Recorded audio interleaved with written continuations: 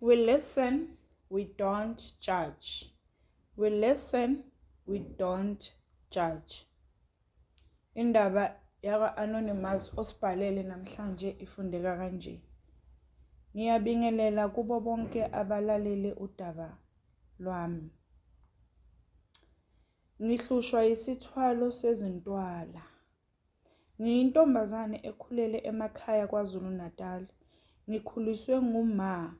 Ubaba washona sibancane kakhulu, especially mina angimazi ngoba kuthiwa washona nginonyaka ngizelwe. Ekhaya sikhule sihlupheka kakhulu kangangokuba nasendaweni akekho obengazi ukuthi siyahlupheka ngendlela besihlupheka ngayo. Besiphila ngokudla wasesikolweni ngama-weekend kuze sikwazi ukulala sidlile bekumele sihambe sicinge la kushonwe khona sizokwazi ukuphakisa. Ngendlela isimo besibheda ngakhona bengidayipha ngamaphepha noma ngamasokisi uma ngiya esikhathini. Sakhula ke kuleso simo sinobhuti wami omdala. Ubhuti yena wavele wazinikela ezidakamizweni. Wavele wasenzela isimo saba worse. Kangangokuba wayetshontsha yonke into eyodayisa ukuze akhona ukuthenga lezi dakamizwa zakhe. Ngendlela bekayinkinga ngakhona ngisho emphakathini bese bangasamfuni. Waze wahamba wayohlala phansi kwama-bridge eThekwini. Kuyimanje sesineminyaka sagcina ukumbona. Asazi ukuthi uyaphila noma sewafa la kakhona. Kwathi ngelinye ilanga ngizihlelele nje, kwafika usisi wakamakhelwane ezongitshela ukuthi kuthiwa kuyachashwa kwenye ishop yamandiya edolobheni. Angiye nami ngiyozama inhlanhla. Nangempela ngavuka ngakusasa ngashona khona. Usisi weza vele sekangiphathele imali yokugibela. Ngafika lapha ngabuza isecurity ukuthi ukhona umphathi ngizwe kuthiwa kuyachashwa. Nangempela isecurity lahamba layongicelela yena ngale ngemuva. Labuya lathi selizongilanda ukuthi siye eofisini lakhe umphathi. Masifika la ngishiya khona ke nomphathi. Umphathi kwakuyindiya lo muntu wesilisa osethe ukukhula nje. Wangibuza ke imibuzo efana nokuthi ngigcine kwabani esikoleni. Ngamtshela ukuthi ngagcina ka-grade 12 kodwa angiwuphasanga kahle. Wabuza nokuthi khona la ngike ngasebenza khona. Ngathi cha akukho. Wabuza nje imibuzo enjalo. I guess bekuyi-interview ngoba phela angikaze vele ngenze i-interview empilweni yami. So ke ngaqhashwa kanjalo kodwa wathi ngizoqala ngibe yi-cleaner ngoba anginayo i-experience yeminye imisebenzi. Injabulo enganginayo ngangingenandaba noma ngenza muphi umsebenzi as long as ngizokwazi ukubeka ukudla etafuleni. Kwathi nje ngineviki ngisebenza ngelinye ilanga ubosi wangibizela eofisi lakhe. Wathi kimi uyathanda ngendlela engisebenza ngayo futhi uyabona ukuthi ngikhuthele. Wangibuza ukuthi ngingathanda na ukusebenza as i-cashier. Hawu ngavumela phezulu. Nangempela ke ngaqala kanjalo ukuba i-cashier. Kwaphela nje amasonto ambalwa sengisebenza as i-cashier. Wangibiza futhi umphathi eofisi. Wathi uyancomeka umsebenzi wami.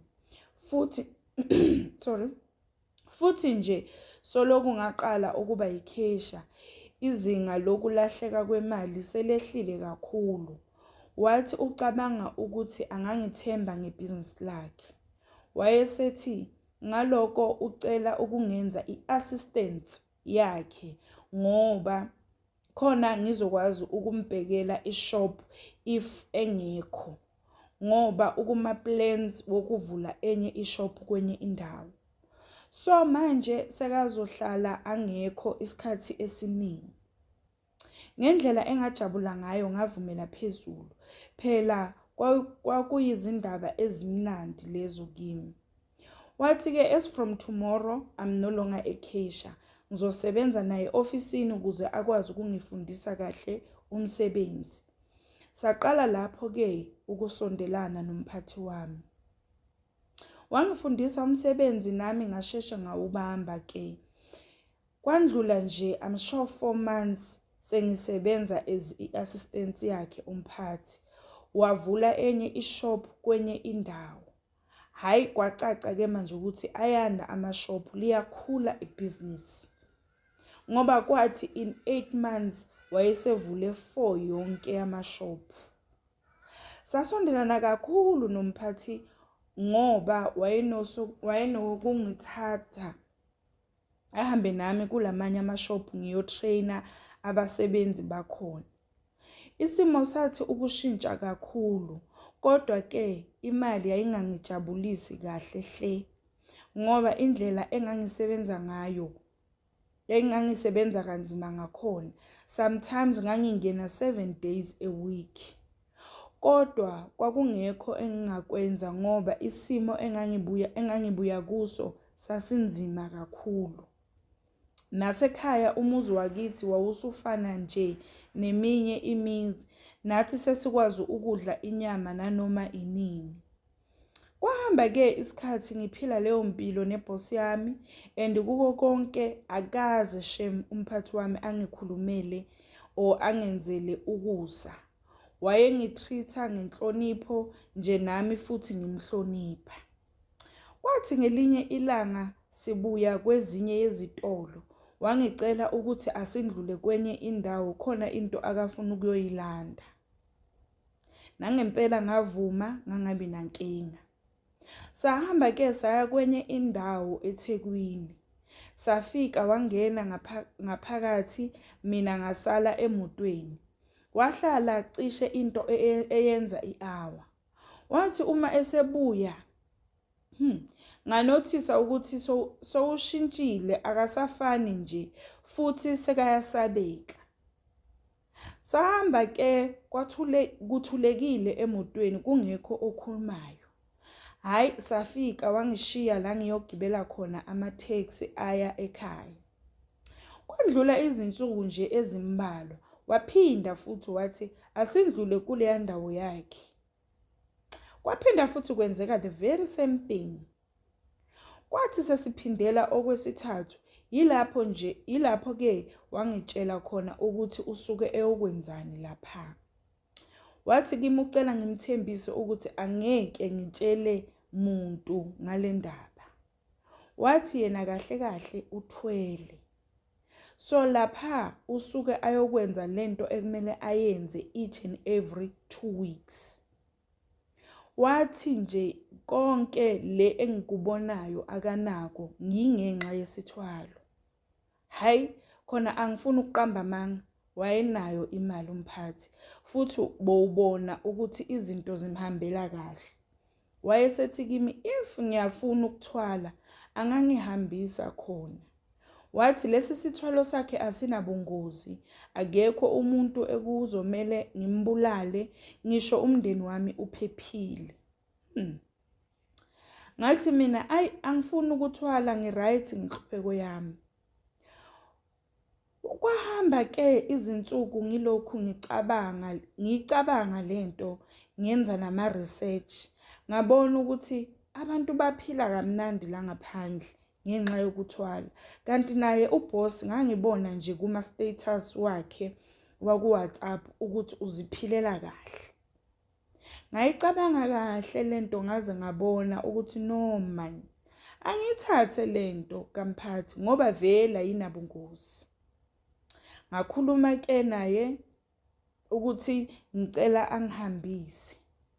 Nangempela umphathi akabanga nankinga, wavele wathi asihambe. Masifika lapha kwakukhona nje ugogo omdala weNdiya. Wafika wangigezisa ngezinto zakhona, wathi kumele ngihlale 3 days ngingagezi ukuze lezi zinto zizongena kahle emzimbeni. Akazange ke angitshele ukuthi yini le angithwalisa ngayo. Kodwa nje wathi angikhululeke, angeke kufe muntu kanti futhi asikho isilwane esizolala nami. Hawu, ngakubona kulula ke lokho. Nangempela ke ngahlala lowo 3 days futhi nomphathi wangipha iviki lonke ukuthi ngihlale ekhaya. Kwathi ngosuku lwesi-6 wangilanda umphathi ukuthi ngibuyele khona. Mangifika lo gogo wanginika enye into nje efana nesigubhu. Wathi angiboyitshela yonke into engiyifunayo. Yonke into engiyifunayo angibokhuluma kulesigubhu kuzokwenzeka. Ngaqala ke ngahamba ngaye ekhaya, ngafike ngasibeka kahle isigubhu sami ngalala. Kuthe before ngilala ngathi ake ngisitheste lesigubhu ngibone ukuthi kwenzakalani. Ngaqala ngokuthi kulento ngifuna i-30,000. Ngase ngiyalala. Hawu, ngathi ngivuka nje ngakusasa ngathola imessage yokuthi ngiwine i-competition yemali engango-30,000. Ngathi hawu, ngoba ngikaze ngidlale competition. Hayi, nangempela ngalandela wonke ama-instructions wale message. Yangena vele i-30,000 into my bank account. Yaqala lapho ke inkinga yezintwala. Kwathi nje after 2 days ngavuka nginezintwala kuyo yonke indawo enezinwele emzimbeni wami. Hayibo. Ngavuka ngagijima ngaye edoktheni. Udoctor wathi ngaye edoktheni, udoctor wangihlaba umjovo wangipha amaphilisi kodwa kwafana. Ngaya komunye udoctor nakhona bangenza leyo nto kodwa kwafana. Ngagijima abodoctor maybe abayi5 akuzange kube nomehluko. Hayi, ngaze ngamtshela umphathi ngathi hayi kwenzakalani kimi. Wase esethi asiye khona lapha kulogogo siyozwa ukuthi kwenzakalani. Nangempela sahamba ke saya kulogogo. Masifika wathi logogo kimi, yiso isithwalo sami leso. Ngathi mina no, akasikhiphe ngoba angeke ngikwazi ukuphila ngilunywa izintwala impilo yami yonke. Hayi, ugogo wendiya wathi kimi, hayi yena fakile. Yena ayikwazi lokukhipha. Ngathi hayibo, kwenzakalani ngizifake kuphi na? Ngiyazibuza ngiyaziphendula. Sathi uma sesihamba nomphathi ngixakekile nami ngambuza. Ngathi kanti yena yisiphi isithwalo sakhe? Sinjani isithwalo sakhe? Wathi yena kunento eyisilwane alala naso lapha kalogogo. Yingakho ahlezi ayakhona each and every 2 weeks. Usuke ayolala naleso silwane. Wathi mina ngingcono ngalezi ntwala zami. Okwakhe kuwesi. Hayi, nangempela mangifika ekhaya ngididekile, nangaphi izintwala zingiluma. Ngathi ake ngiyifuna imali enkulu lento ngibone ukuthi ngilunyelwa mahala or kwenzakalani. Hayi, nangempela ngayitshela ukuthi ngidinga imali engango-100,000. Lesigubhu njalo bengikhuluma naso njalo mase ngiyolala. Hayi, ngahamba ke ngalala.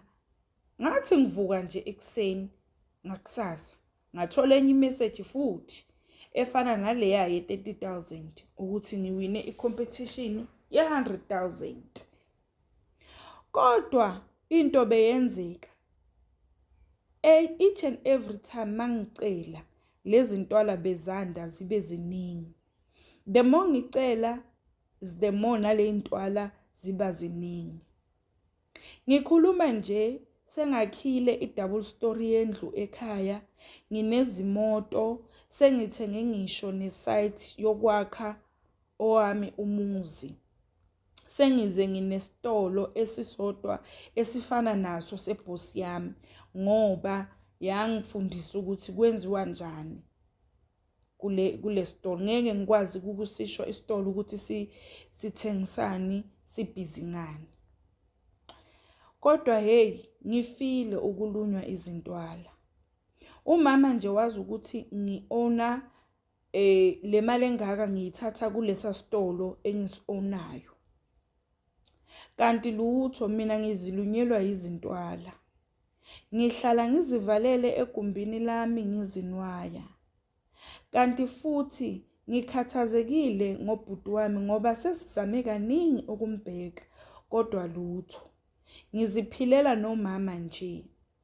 Angikhoni ngisho nokujola ngoba lezi ntwana mazibona abantu zivele zilume kakhulu.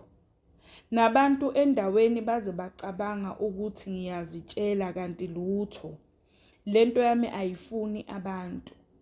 Kufana nokuthi makungangena umuntu ngihleli noma kumele ngisuke ngihambe ngoba hey kuvele ukuthi angihayize ngikhumule ngibe ngqunu ngizithwaphuze izintwala.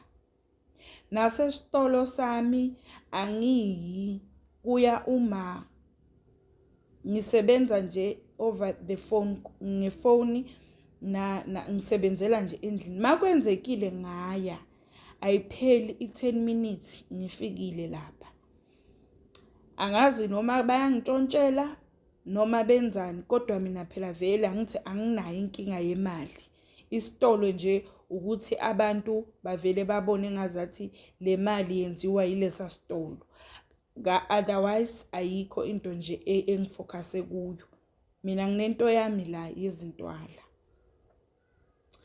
Hey, ngiyacela ke Nkosi yami ongakhona ukungisiza angikhiphe kulesi simo.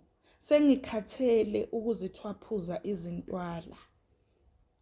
Uma kukhona ongangisiza ukuthi angikhiphe lesi sithwalo kodwa umcebo wami unganyamalali. Ngicela usizo. Ngiyabonga kakhulu. Ngizolalela futhi ngizofunda nama-comment. We listen, we don't judge. We listen, we don't judge.